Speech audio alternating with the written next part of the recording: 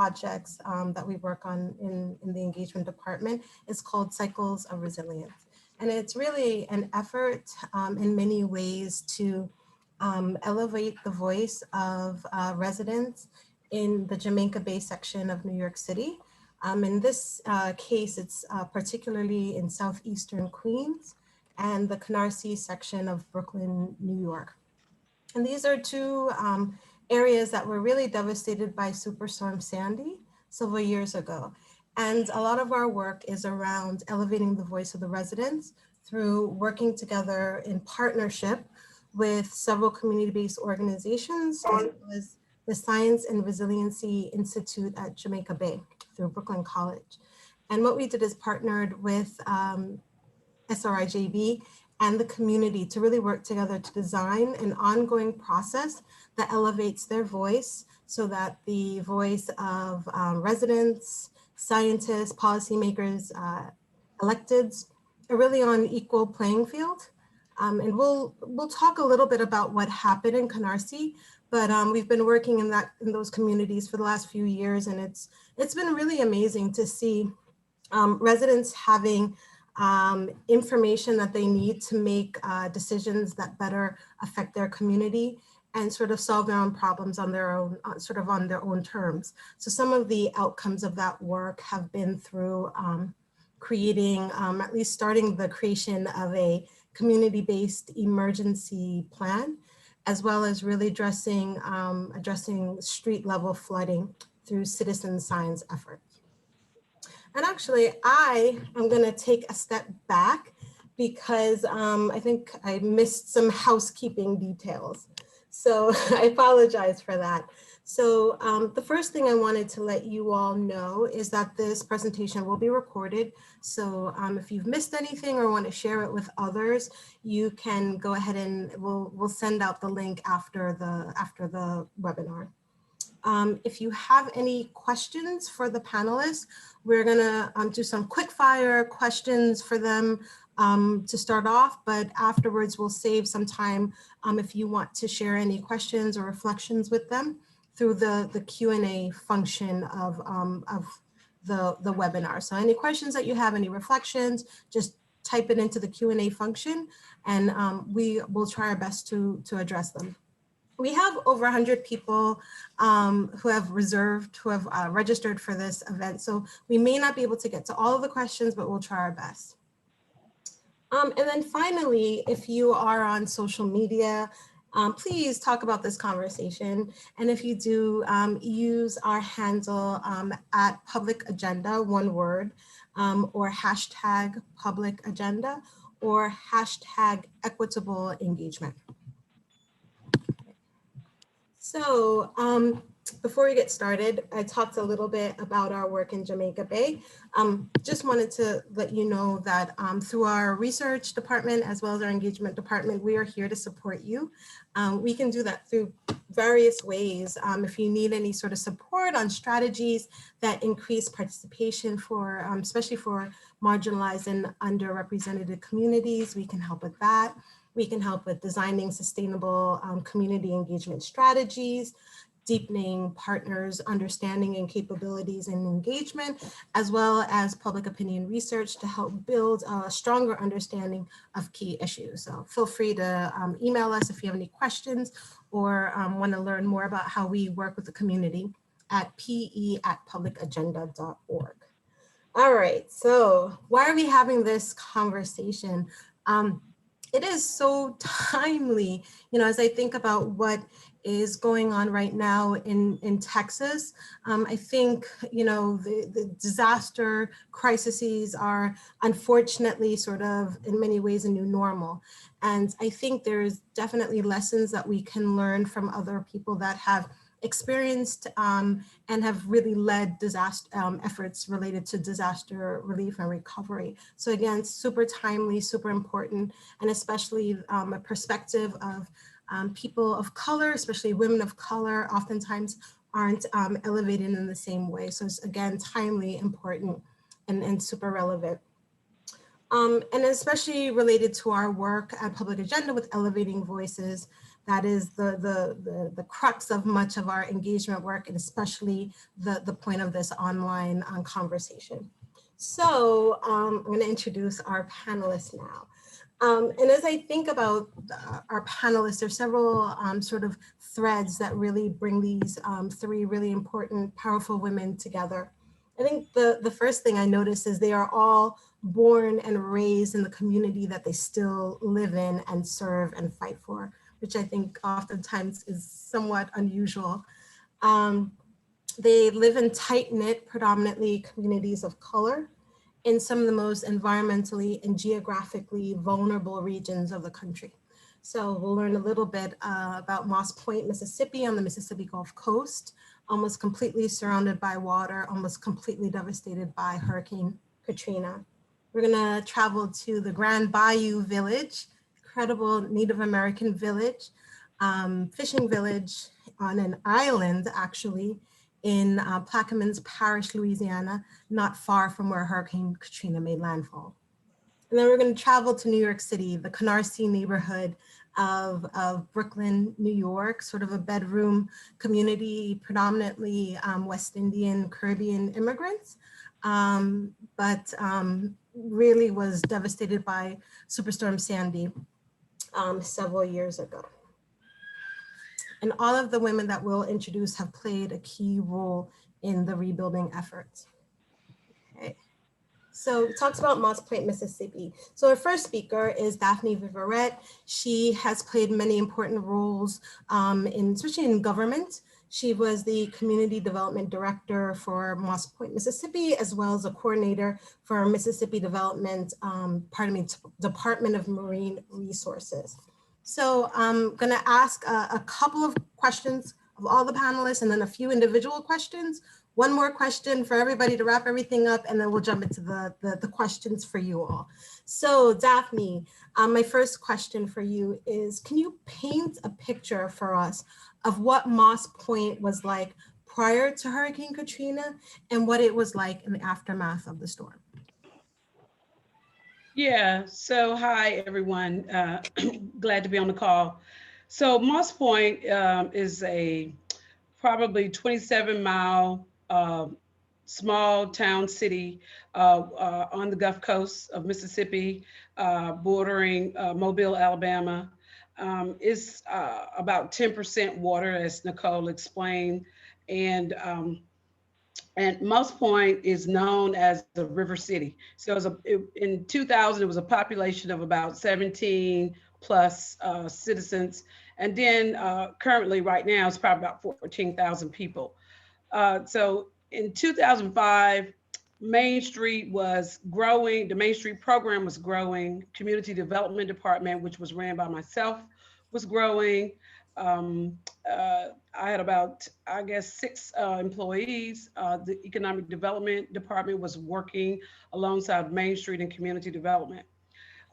We were doing housing revitalization, infill building, while economic development growth wasn't as fast as some of the other Gulf Coast cities in Mississippi. We were growing on one of the main highways near I-10, Interstate 10, where we were getting an abundance of hotels and restaurants in that area. We were primarily growing toward a waterfront development community. We were focusing a lot on ecotourism. And Moss Point is probably about 75% African American. So fast forward, August 29th, 2005, Moss Point was devastated by Hurricane Katrina. Not only environmentally, but also because all of the issues that we had with housing flooding, and that type of thing. So probably about 75% of the houses were damaged from either wind, water, and flooding. Most people had about 2 feet of water within their homes. Even myself, I had water in my home about 2 feet. So I myself left town. Some people did not have transportation means to leave town. However, that was one of the main parts of our crises, where transportation was an issue for low-income families that did not have transportation out. Um, and so approximately that day, the housing crisis grew tremendously because we had families that were staying in homes that had black mold growing on the walls, um, because there was mistrust with the African American community in government. They were not moving out. They had options to request FEMA trailers, request rental assistance for hotels or whatever. However, it was many, many days after that, after everything had happened, that people even saw the Army National Guard come in because they were not able to get in. So it was a lot of removal of trash and trees that were down. And so folks were having to depend on their neighbors and the local grassroots organizations, the churches, those type of groups to provide food and whatever else they needed, water. So soon after that, a couple days or more, the Army National Guard did come in. They provided MREs and water. People were still being rescued because some people were in their attics or standing on furniture, that type of thing in the house because it was flooded and they weren't able to get out. If you don't know, Moss Point is really has a lot of swampland, swamps in the area, a lot of creeks that run through it. We actually have the Escatawpa River that runs through Moss Point and actually meets up with the Pascagoula River. Um, Environmentally, for the housing part of it, the FEMA trailers, after so many weeks, began to again develop that mold, and also people began to get sick. So having illnesses with like bronchitis and things of that nature. And then later we found out that it was formaldehyde within the material in the FEMA trailers. And so that became a very big issue because of those toxins and people being really affected by that. Um, the flooding in the creeks rose. And so that, while Moss Point is not on the actual Gulf Coast, I mean, it's on the Gulf Coast, I'm sorry, but Pascagoula borders it on the south. And so a lot of the homes uh, were in that area. And that is, how the water got in.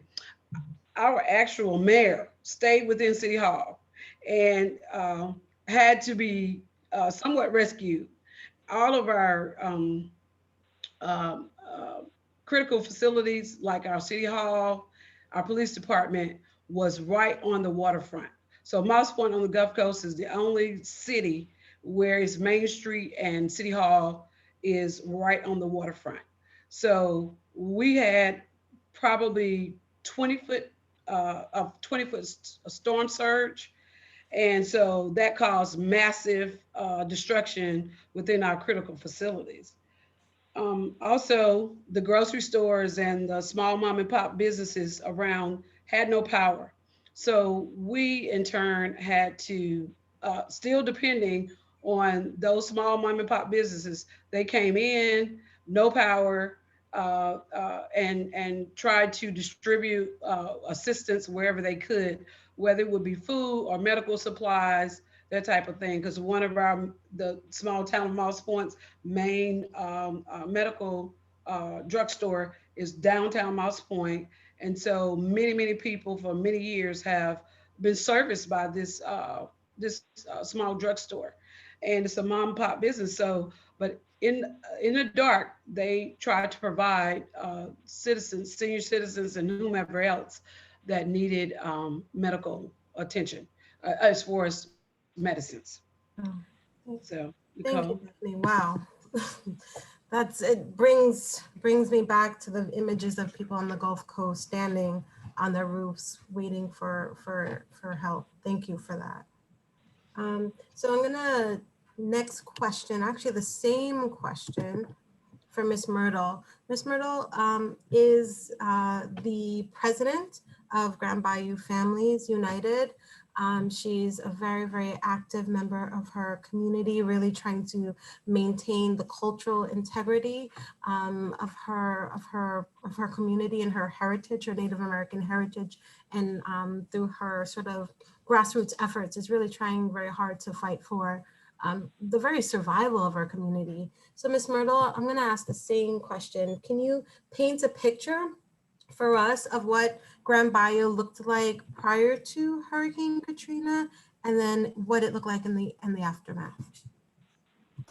Well, Grand Bayou before Katrina was a very vibrant and nice place to live, and we do live outside the hurricane protection levee, so we do deal with the hurricanes every year. Excuse me. And we had started a nonprofit to be able to get the houses lifted, because that was one of the issues we had, was water getting in the homes. And just as we got it going and got a few grants to get it taken care of, here comes Katrina.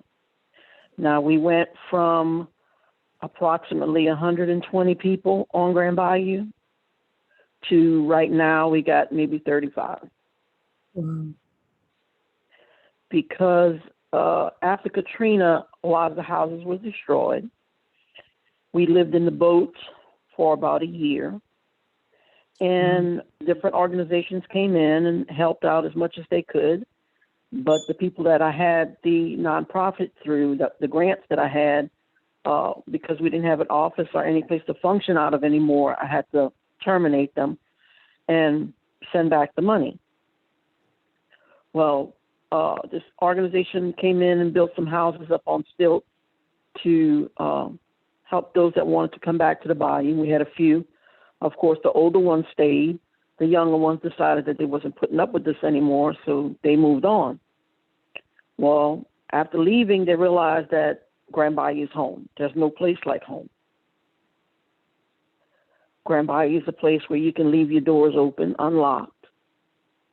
If you need, you go to your neighbor. Everybody's family. But now it's getting worse as the years go on. We suffered the Hurricane Katrina. That's we rebuilt after that and started moving on again. Here comes the BP spill. Well, that devastated the shrimping, fishing, oyster industry. So that put us back in the hole again. Now we're facing, they're going to cut us a canal and cut off the lower part of the parish, which includes Grand Bayou, to do a freshwater diversion. So my family, my people are facing extinction of not only the people, but our land. It'll soon wash away because of all of the pressure from the fresh water that they're planning on letting go through the village. So right now, we're just facing the inevitable of what's going to come next.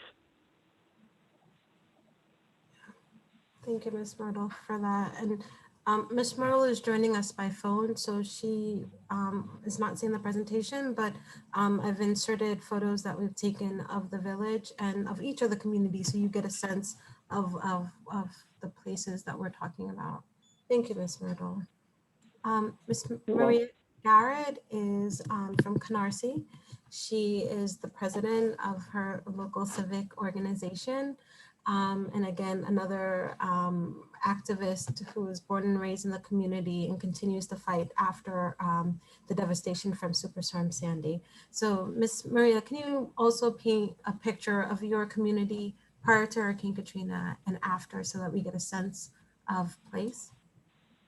Good afternoon, everyone. Thanks for having me. I'm from Canarsie, Brooklyn, and Canarsie, after Superstorm Sandy, but before Superstorm Sandy, Canarsie was a tree-lined, green lawn community surrounded by Jamaica Bay, Fresh Creek, Patrick Basin.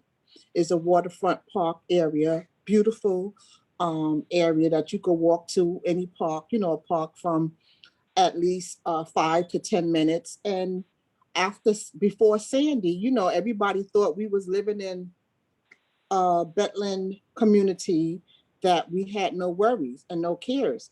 But after Sandy hit, we had a massive flood, 3 feet of water in some homes. Not only did we have the water coming in from the creek, we also had some of the residents had water coming in, backing up in the sewer. So that was the main problem, the sewer, and we lost power.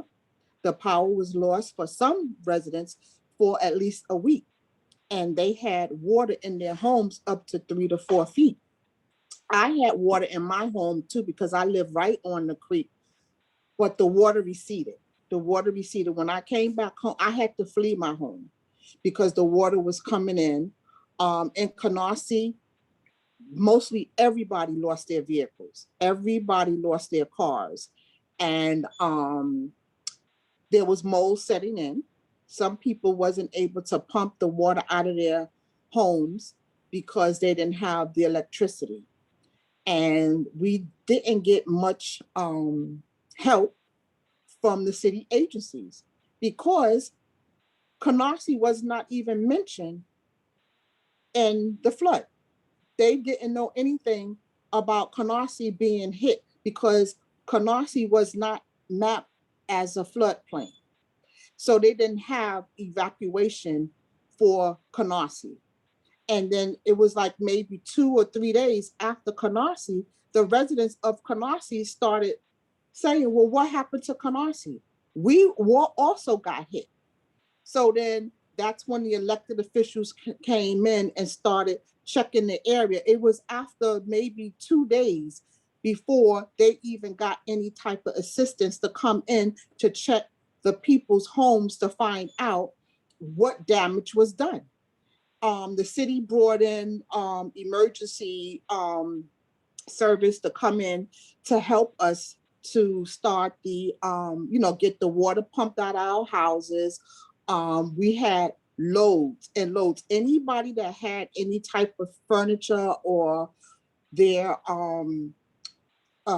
furnitures in their homes on the first floor was destroyed. All of their appliances, washing machines, dryers was destroyed, heating units. So we was in the dark and in the cold for at least a week before we started getting funds in. FEMA came in after a week. After a week, FEMA started coming in to assess the problems and telling us where we could go in order to get assistance just to get heat in the homes. Then the National Guards came out to help knocking on doors to find out who needed medical assistance. And they came in. I wasn't able to stay in my home for at least a week because they had to check the structure. And they came in and they put red tags on people's homes to let them know that this house couldn't be accessible. So we was out of our home for at least 2 weeks. And then once they came in, we was able to go back in, but there was structural damage that some people lost structural damage and they could not go into their homes. So after Sandy, it was devastating to a lot of people in Canarsie. Thank you for that, Maria. You're welcome. So I'm going to ask a few other sort of rapid fire questions. So back to Miss Daphne. This question I'm going to ask for everyone in just sort of a nutshell, which I think is difficult to a huge concept, but what, in your experience, after you've experienced all that you've experienced, what would an equitable, inclusive disaster recovery look like?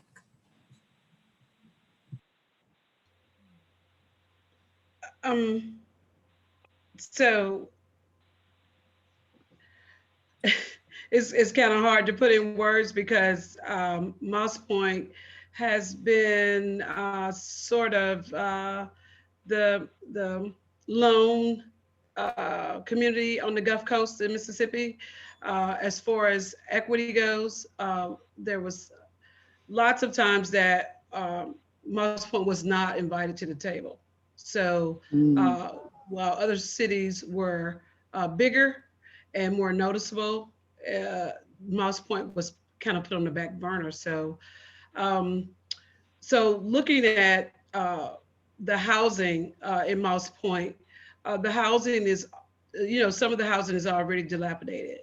And so including those residents that live in those communities in Moss Point that are already seeing bits of discrimination or inequities, I would say that regular, everyday citizens should be included at the decision-making processes, whether it be planning or zoning, or even at, invited to speak with board members that make these decisions on their behalf. Yeah, I agree. Miss Myrtle, same question for you. What does an equitable, inclusive disaster recovery look like after all you've experienced? Well, I would think that it would be better if they would allow all of us to have a say in what goes on, because we live there. And it's just the powers that be makes the decisions, and it looks great on the computer. But if you don't actually live on the land, it don't work. Yep. So I would like to see more participation with the people of the village in all of the major decisions that are being made. We have no voice right now. Thank you for that. Miss Maria, same question. I agree with both Daphne and Miss Myrtle, because they came into Canarsie, after they came into Canarsie, the powers that be started to state that we had to elevate our homes. And Canarsie is a unique community. We have 1 and 2 family detachable, attached homes. Some of the homes are attached. So if your neighbor don't want to elevate her home or his home, the other resident can't. And then when we ask them, how are we going to elevate our homes with what money, And we didn't have, we couldn't afford to have our homes elevated. And then they come in and tell you, well, if you don't elevate your homes, you're going to have to pay some crazy amount for your flood insurance. Again, they're not taking in consideration that the majority of the people that live in Canarsie now are seniors, and most of them are retired. So when it comes to that, they need to sit down at the table to find out exactly who could afford what. And definitely we can't afford to elevate homes. I know that that's an issue as well in the Gulf Coast. So I'm gonna jump back to Miss Myrtle. So now these questions are just going to be individual questions. Miss Myrtle, you kind of already told us, but tell us some of the unique challenges that your community faces on the bayou.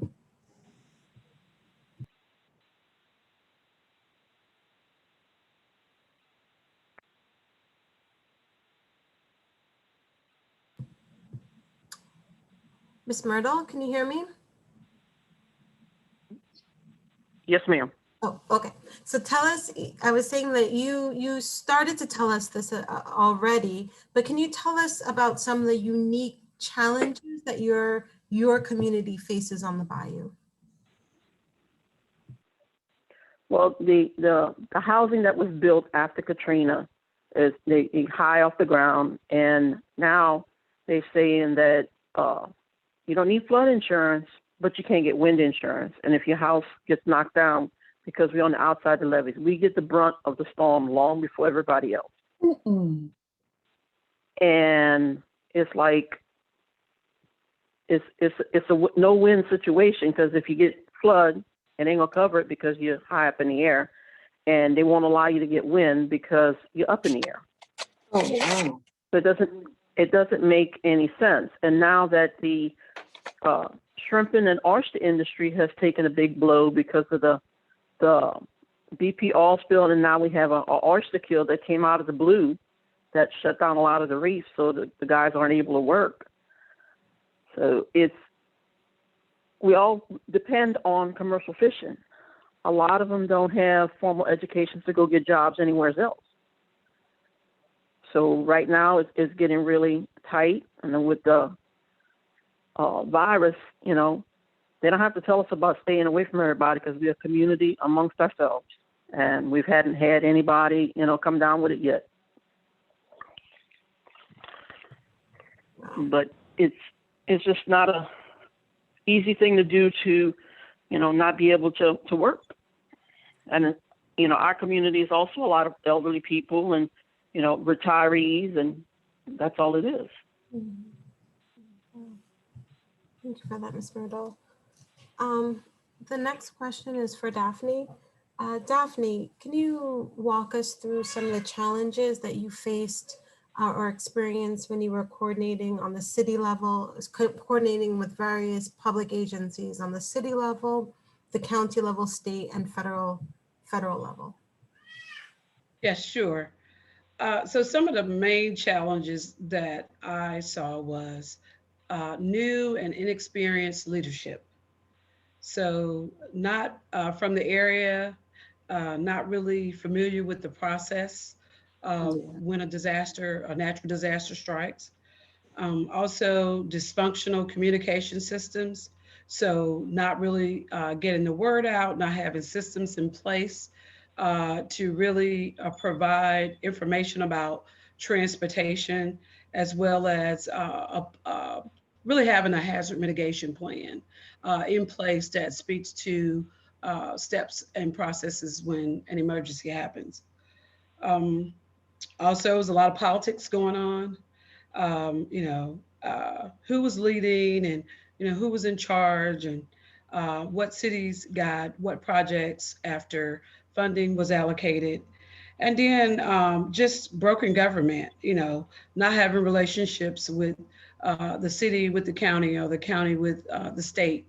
And so, like I said, politics play a major role in some of those things. So, and also at the local level, not knowing your community, who lives there, who's affected by it, what the disasters are, and then also, having high turnover of staff within the local government itself in departments. Thank you for that. So the next question is for Maria. Maria, what were some of the equity issues that came up in your experience after working on Superstorm Sandy recovery? Distributing funding, because when the city agencies came in, the government agency came in, I felt that Canarsie was the last community, okay, because it came in through communities. And I felt that Canarsie was the last community to get any type of funding. For instance, the city gave out debit cards, food stamps, emergency food stamps for the communities. Canarsie was not, zip code was not even in that plan. So when the people from Canarsie was, calling up to find out why weren't we involved in that, again, they didn't know that Canarsie was hit. And by the time they realized that Canarsie needed these types of funding, the monies had ran out. So it was like Canarsie was the last community to get anything. And like I said, most of the communities outside of Canarsie, they got more, or they got first. And Canarsie got the end of the takings. For instance, the governor had a plan where they came into the communities to find out what was needed and what happened. Canarsie wasn't in that plan.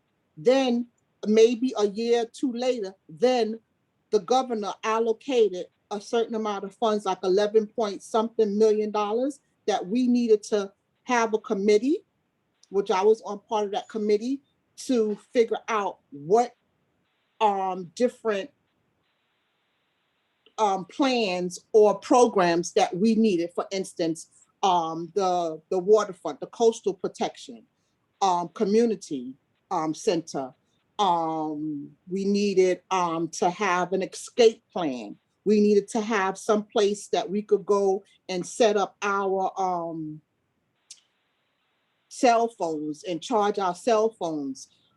Gas, you know, people didn't have gas, generators, so that we could have light. So all of those things came in after the other community. So we had to, as a organization, we had to go out there and fight for this.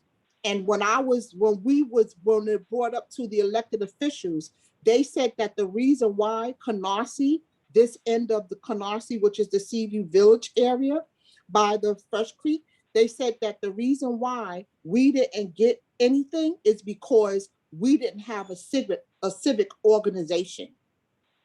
And that was the reason why Fresh Creek Civic Association was formed in 2016, because we did not have an organization, and we wanted to be on the maps to know anything that happens like this again, they know that we have a voice, because before we didn't have a voice on this end of Canarsie. Wow. So just to clarify, so Maria, you're saying that you started after you found out that your community wasn't receiving the resources that were being allocated to other neighborhoods, and you realized that that there needed to be an entity organizing. You created that organization. Is that correct? Exactly, because what happened, they started having town hall meetings, workshops, and all of these things. They was happening in Canarsie. So when we would go to these meetings, we would find out that we was always not mentioned, the Seaview Village part of Canarsie. And that's the part of the area that I live in, 1 and 2 family homes, semi-detached homes.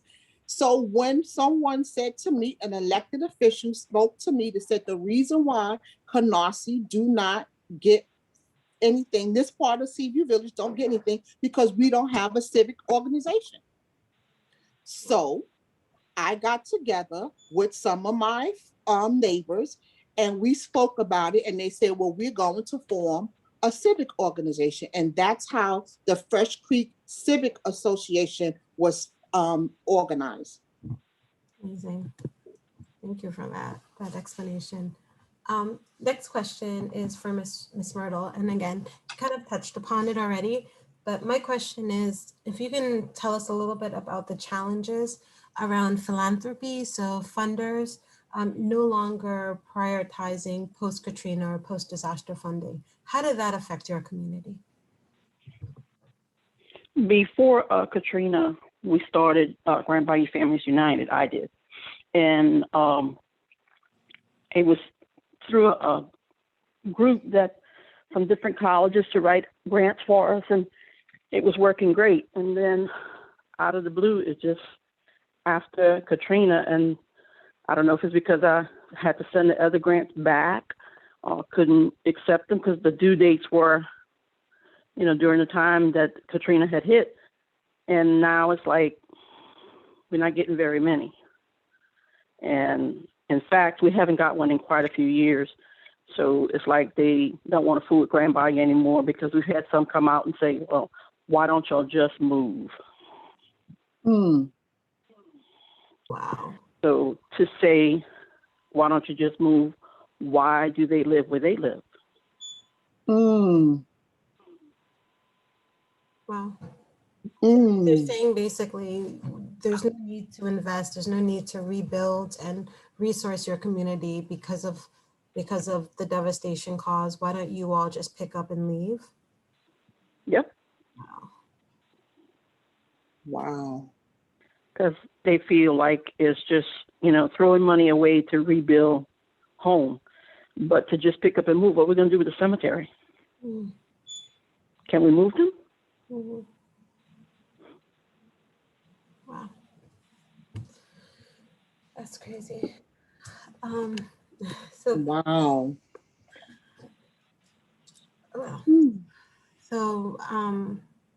We'll come back to Miss Myrtle, but my next question is for Daphne.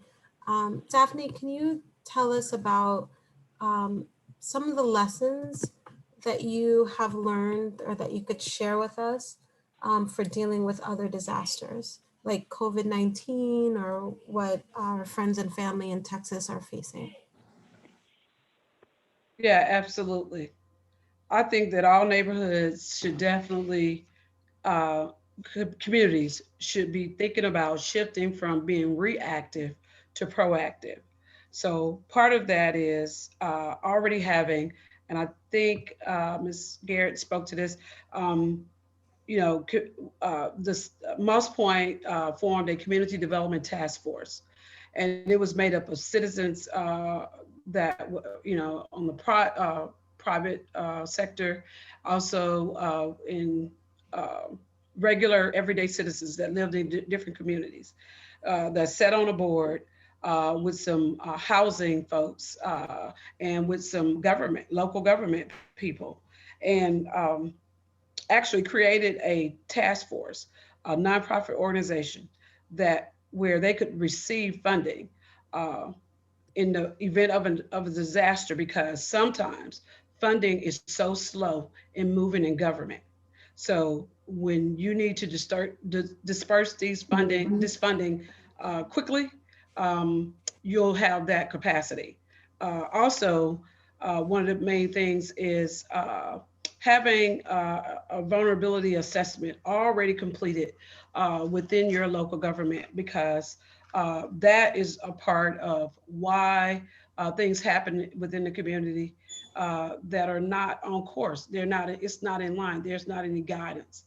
So the city of Moss Point participated with the Gulf of Mexico Alliance and with the resilience team and doing a coastal resilience index. So basically, that's a community self-assessment.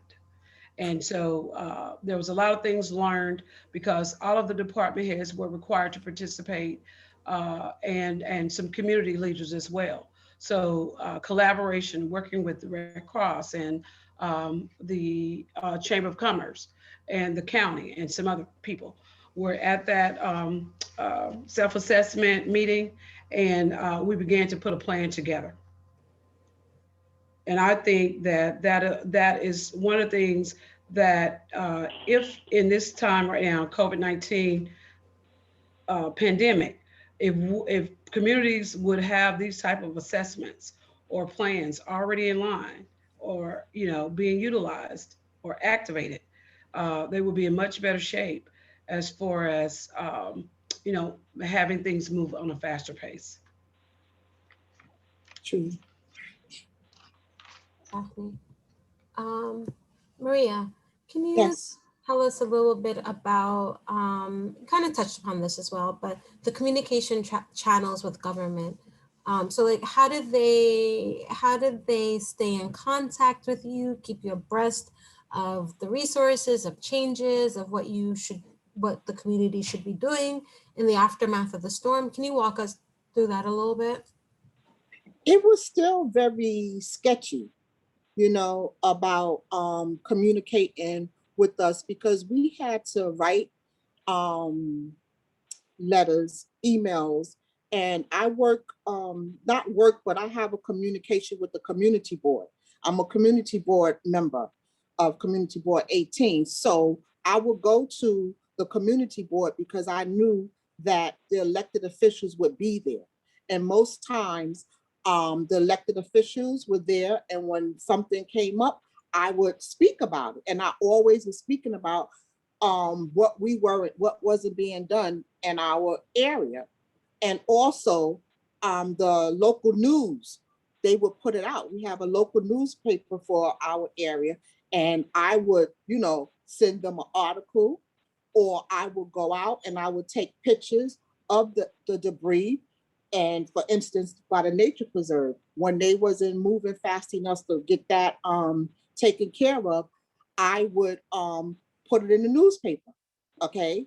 And that basically shamed them, and they did remove some of the debris. I got in contact with the Parks Department, because over by the nature preserve, the fence was totally destroyed. That separates the street to the creek. And that was dangerous because anybody could go on there, kids could wander on there and drown. And so I was, very adamant about having that part of the creek taken care of immediately. And I had a relationship with the people at the Parks Department. So I got in contact with the park commissioner and he took care of that right away. So it was definitely calling people, writing and taking pictures. And I'm a good person now. I walk through the community. So I was able to walk through the community and see the things that wasn't taken care of. And I'll ask some of the residents. I walk through the community. I asked them, are you guys whole? How did you all fare with Sandy? And if I had any information, I will give them the information to go to what meetings, what town halls. I mean, I was like the last person to get anything done to get my home completed because I was too concerned about the other residents and making sure they had, whenever I found out that something was going on in the community or someone came into the community, I would give them the information and hold meetings. And that's another thing, I will hold meetings. That's what my civic was. I will hold the meetings and share the information with the community. Thank you, Maria, for that. You're welcome.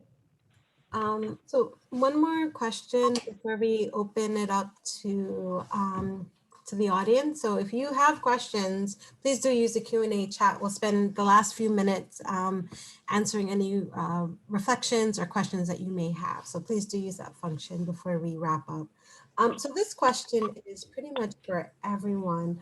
I would love for you all to reflect on your experience as a woman leading engagement efforts, because that's essentially what you were doing. You were engaging with local government, other nonprofits, philanthropy, your neighbors, your family, organizing. So really reflecting on your experience. What did you learn? What can you share with us? So we'll start with Daphne.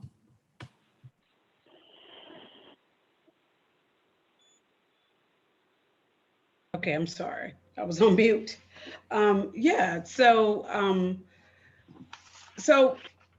I think one of the things that one of the engagement efforts that one of the things that I've learned is being inclusive with all stakeholders is so very important. So not just the major businesses, but the small businesses, and including the homemakers, the youth, and the senior citizens, because they want to have a say. You'd be very surprised as to how many ideas that your youth in your community holds as far as engaging in what the issue at hand is, whether it's the BP oil spill or Katrina. Also, I leading an engagement as a woman in government sometimes is an issue because some of the citizens look to, especially if it's a male mayor, they would look to them rather than to you, who is the person on the ground doing the work, to actually tell them or give them guidance and instructions on what they should be doing, such as participating in the state's assistance for grants assistance program to get their homes prepared. It's so much mistrust, and whenever people don't trust the government, if you don't have community leaders within those communities that you can go to actually have the citizens, participate in whatever the programs are, it can become a huge issue in your building relationships with the community. Thank you, Daphne. Same question for Ms. Myrtle. What lessons do you have to share with us around women leading these sort of engagement and organizing efforts? Well, I myself personally learned a lot when this all started, when I met Nicole years ago and the organization that she was with at that time.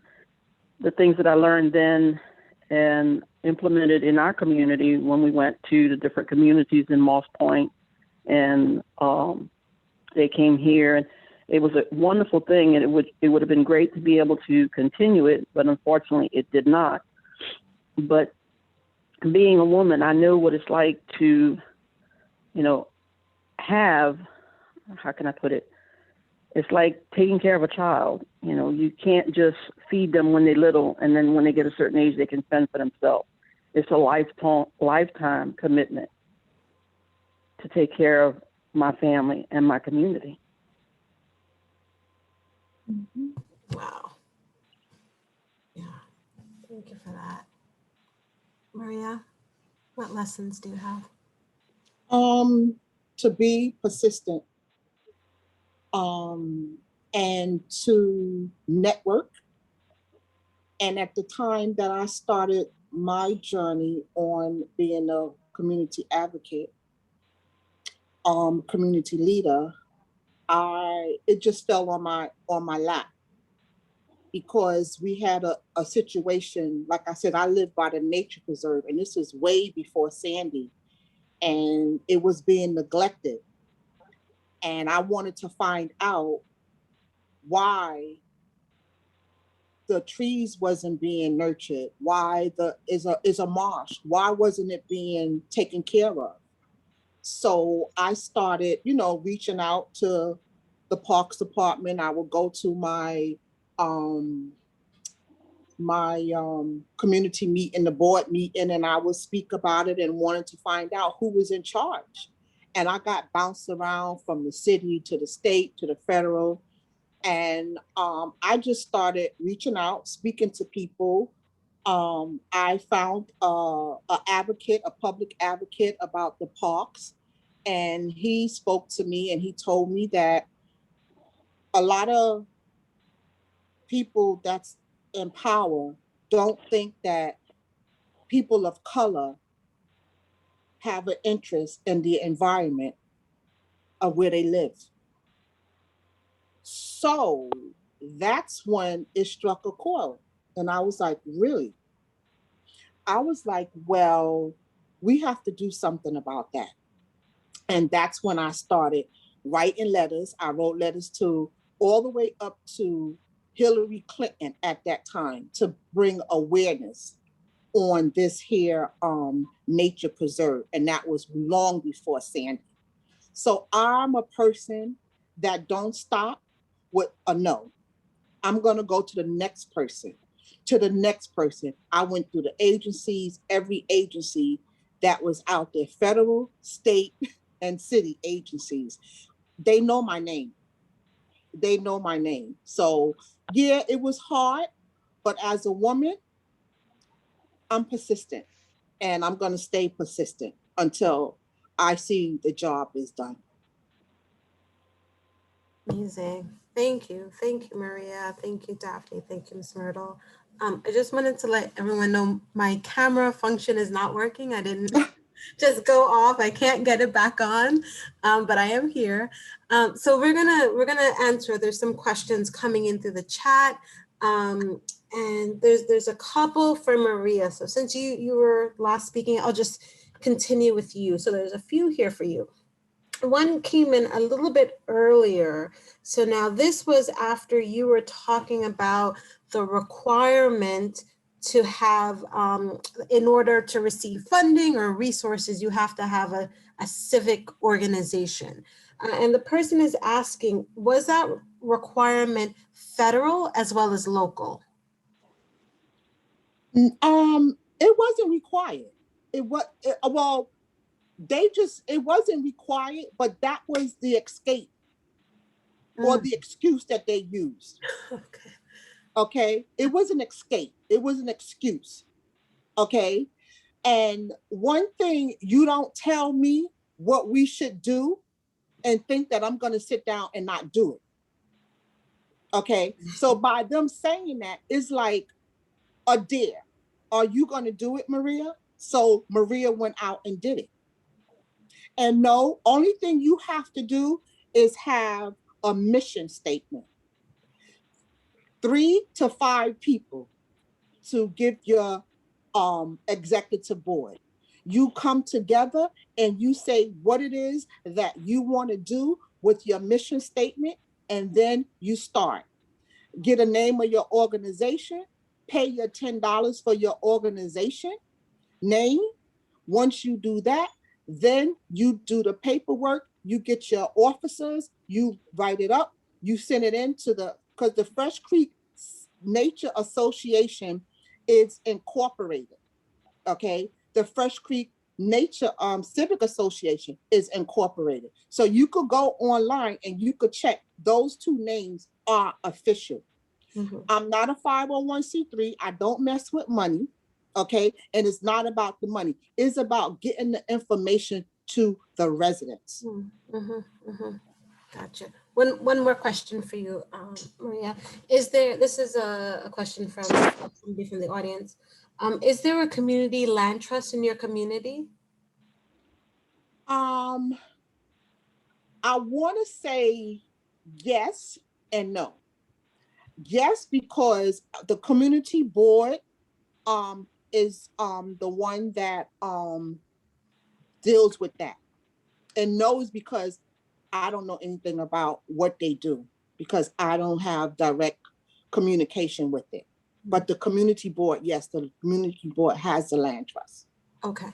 And just to clarify for those who are not in New York City, the community board is a sort of a hyper local, a neighborhood level entity that they have some powers to make decisions on behalf of the community. So sort of like I think of it as a super local city council, like a neighborhood local city council that has some powers. So I know you referenced the community board before. Yeah. Thanks for clearing that up for them. No worries. Okay, so Ms. Myrtle, have you talked to other communities that have been sort of faced similar devastation?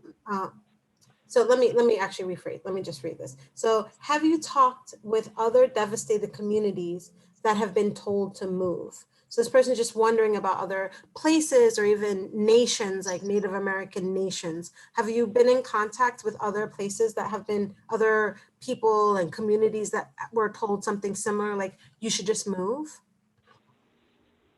No, not personally, no. I have not. Mm-hmm. But I do know that the Pointe-au-Chien Indians were told to move from their little community, that they were going to put them in a better place, and then they was going to fix their houses and lift them up. And once they did that, they cut the electric and the water and told them they couldn't go back. Wow. Now, Ms. Myrtle, let me just ask a clarifying question. Is that the same? Is that the group that lives on Ile Jean Charles? I think so. Okay. So this, just to clarify for those who are not familiar with Louisiana, there's another Native American tribe that lives on an island, actually I've been to a few times, called the Jean Charles Island, or Ile Jean Charles, that faced, I would say, very, very similar devastation. Sea levels are rising, land is sinking. It's just a very vulnerable area, and they were given the option to move, and it's been fraught, to say the least. I would just sort of Google to see. So I'll just add that there are experiences with moving that hasn't always been good. No. Okay. So Daphne, can you talk about, you did a little bit, but a little bit more about any gender discrimination that you felt that you've experienced in your work, and how do you navigate that? Yeah, so it's not normally in community development offices, you normally see either Caucasian men or women. And so in Moss Point, in my case, the community development office really led the charge of recovery after Katrina. Most of the agencies like FEMA and MEMA, they were all pointed to the Community Development Office. For many years prior to that, I was appointed the liaison to the governor's office.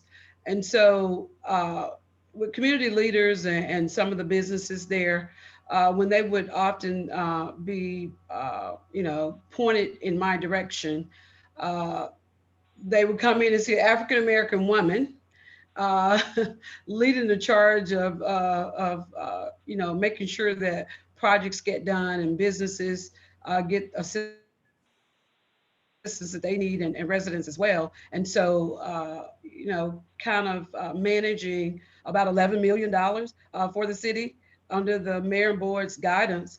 Uh, there was a lot of surprise elements that came into play as far as people wanting to, come to me for information or to take any type of guidance from me as far as that goes. But I did have a really good relationship with a lot of the agencies and organizations within Moss Point and across the county. So that helped. Interesting. I'm just gonna ask a final round of questions. So since we have Daphne already unmuted, we'll start with you.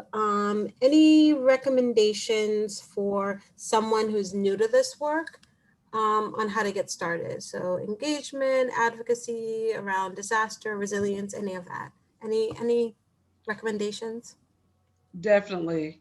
Uh, um, when you go into that office, especially if it's community development or in some office like that, hazard mitigation plans is very important. You cannot get public assistance without one. You have to be included. Uh, establishing establishing relationships with your local government. So your alderman or councilman. Also know in advocacy, the elected officials from your state. It's going to be very important to know those people because they are your champions. So when you go to them, have a list already ready to say, this is the needs assessment for my community, because that's what I did for Moss Point. And reach out to your community and do some surveying and know what the citizens deem important, because sometimes the citizens, their needs are different from what the city's needs are. So their family is more important at that time. So them having a disaster preparedness plan is very important as well. Thank you, Daphne. Miss Maria, last question for you. So this person is curious about the process, kind of again talked about it. Well, they were asking about the process for creating the association, which you talked about. So can you then answer their question about, did you collaborate with or model after any other civic organizations? And then how have you been able to respond to COVID? Okay, as far as starting the organization, like I said, I started the Nature Association first. And when I did that, I had help with that from a legal aid society, which was free. So they told me everything that I had to do as far as the bylaws and the body and my executive board. So when I got ready when I did the second association for the Civic Association, I was able to do it on my own. And I modeled it from going to the Legal Aid Society. And as far as COVID, I have not implemented anything in COVID because I'm a caregiver. So therefore, I wasn't going out on the ground. But different agencies would send me information because they know that I am the president of two civics, so that they would send me the information. And because I have a platform and I have an email, I'm able to get the information out to the community. And that way I was able to share with most of my members through email different testing sites, also where they could get vaccines. So a lot of people have gotten the vaccines because they would send me the information. Elected officials will send me, I would do Zooms with them, speaking to the doctors, and they would have workshops. So I would do that, but be going out personally out in the street, no. But I did everything from behind the scene on the by email and video and Zoom meetings. Awesome. Thank you. Thank you, Maria. Okay, so we're gonna wrap up with Miss Myrtle. There's a couple of questions that were sent to you in particular. So the first one is, has the local government offered resources for the community in terms of shifting to other types of employment, right? Due to the negative outcomes to the fishing, shrimping industry from Hurricane Katrina and BP oil spill? No, they haven't offered anything. Okay. Sheesh. So then another question for you, Ms. Myrtle. How are you in your community preparing for new storm and disasters? The same as we did for years. Mm-hmm. You pack up your important papers, your pictures, and anything of value, put it in the boat, and start praying. Wow. As always, thank you, Ms. Myrtle, for just how you just bring to life what you all are facing.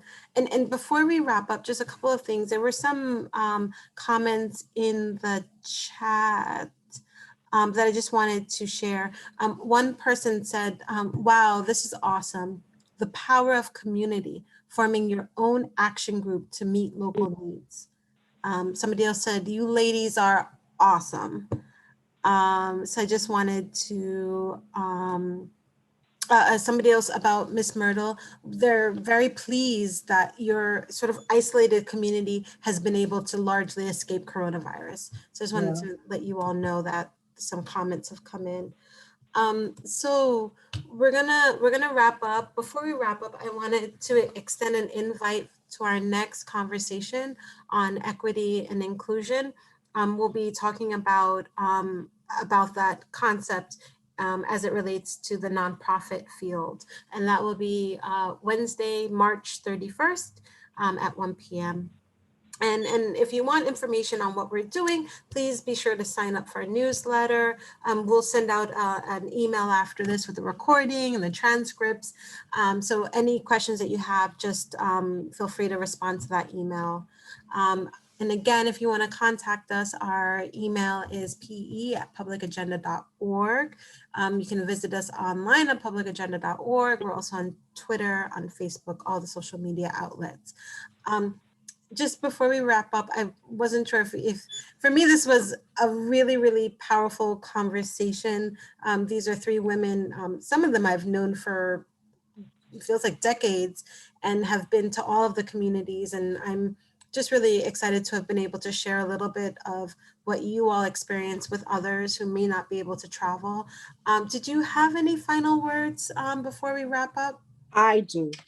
Maria do. Go for it. You know, I just want to say thank you for putting this together, because with this forum that you just had,